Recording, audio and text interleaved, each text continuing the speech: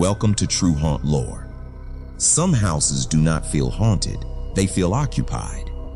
Like the air is already taken. Like the walls are holding their breath, waiting for you to notice. If you are new here, subscribe right now and turn on notifications to join the archive, because tonight's file is one of the most documented accounts we have ever opened. On a quiet hill in Atchison, Kansas, there is a small white house that looks like every other turn of the century home on the street.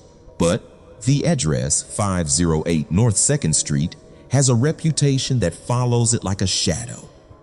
Locals talk about a nursery that feels wrong, a hallway that seems longer at night, and something inside that does not act like a leftover memory, it acts like a hunter. To understand why, you have to rewind. The house was built in the late 1800s, back when towns like Atchison carried their history in woodwork and coal smoke. For a time, it was tied to a doctor who practiced medicine the old way right out of the home. Patients waited in the front parlor. An exam room sat just down the hall.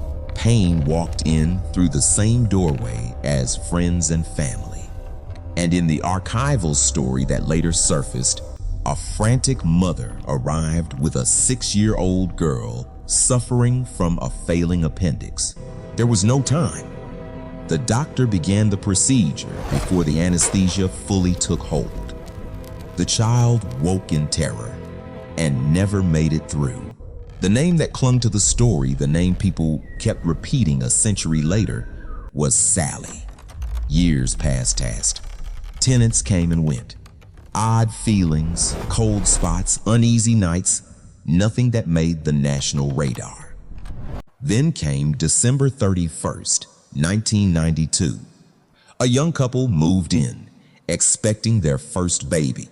The husband was grounded, practical, the kind of person who trusted receipts and explanations. The wife was more open to the unknown, but even she saw the house as a fresh start. Affordable rent, space for a nursery, quiet neighborhood.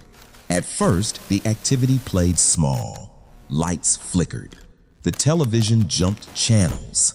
Picture frames tilted like someone brushed past them. The dog would stop in doorways and growl at empty corners, ears pinned back, refusing to cross into the nursery like it could smell something the humans could not.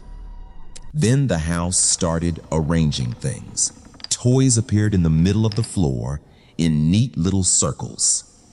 Stuffed animals that had been put away shows up sitting upright on the bed, facing the door like they were waiting.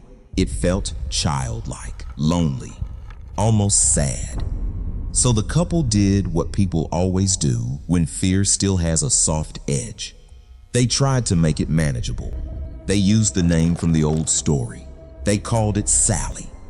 And that was the moment the file shifts. Because after their baby boy arrived, the house changed its posture. The air turned heavy, like pressure before a storm. Cold blooms spread through rooms, even with the heat running. A sharp smell like burnt matches after you strike them drifted down the hallways. The nursery stopped feeling playful and started feeling territorial. Then the attacks began.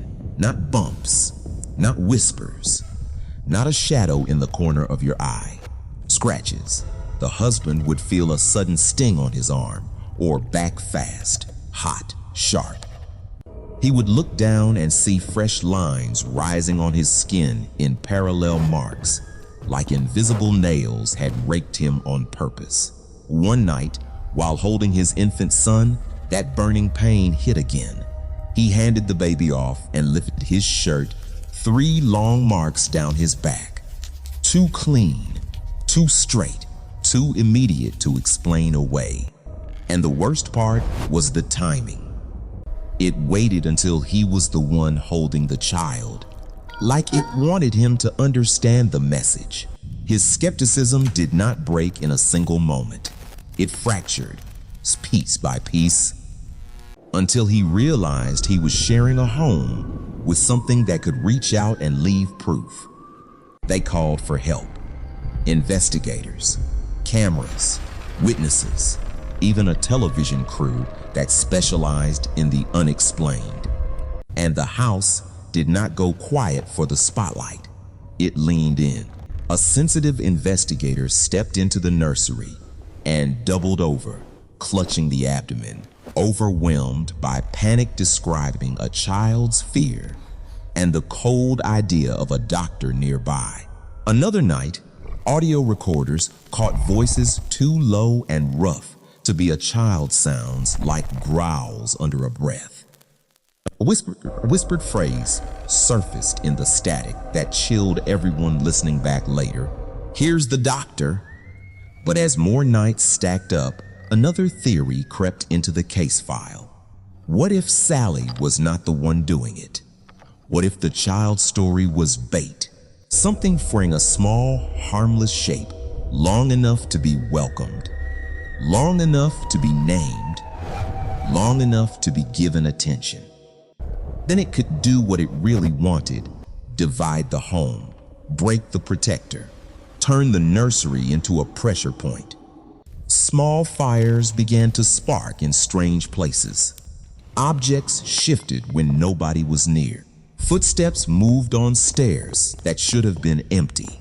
And the husband, still the main target, started to look like he was losing a fight nobody else could see.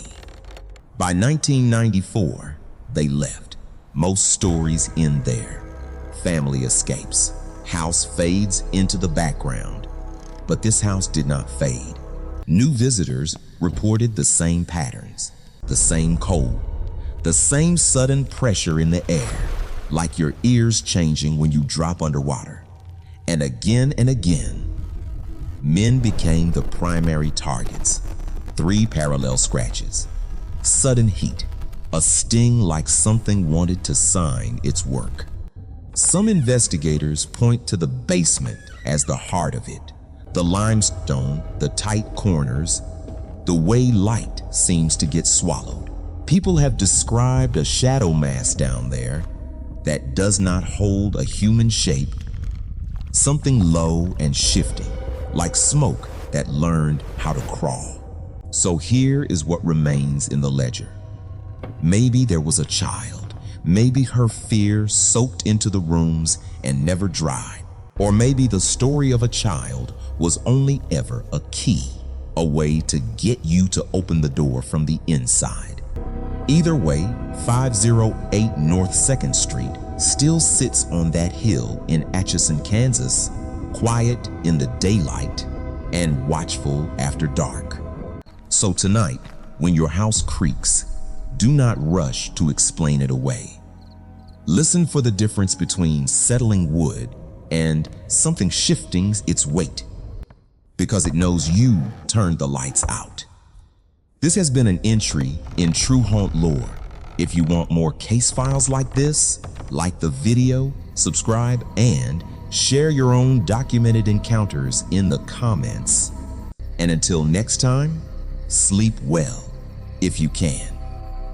So, after delving into the violent, physical terror we just explored, the botched surgery of a little girl, the aggressive attacks on male visitors, and the sheer chaos that drove the Pickman family out of their home, you're probably wondering, what exactly is the vibe at the Sallie House today? Well, my personal take on this infamous Kansas home right now is all about its breathtaking, deceptive charm.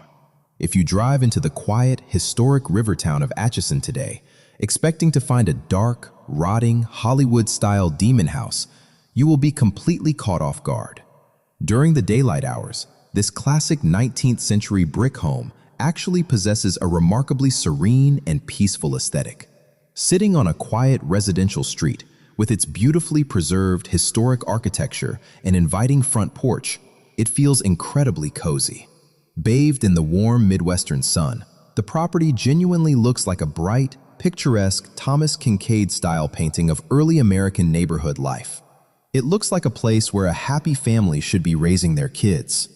But honestly, from my perspective, that picture-perfect, innocent exterior is exactly what makes the reality of the Sallie House so deeply unsettling. The contrast is just jarring. Because while it looks like a serene family home by day, the house sits completely abandoned for a reason. No one has been able to successfully live there for decades. The moment the sun goes down, that cozy illusion completely shatters. You can be standing in the quaint upstairs nursery, but that suffocating dread rushes right back in the moment the temperature suddenly drops. The dark entity wearing the face of a little girl never left, still waiting to leave her mark on whoever dares to stay the night. The Sallie House proves that a welcoming front porch can hide the most violent secrets. Thanks for joining me on this case here on Rhyme's Journey, and I'll catch you in the next mystery.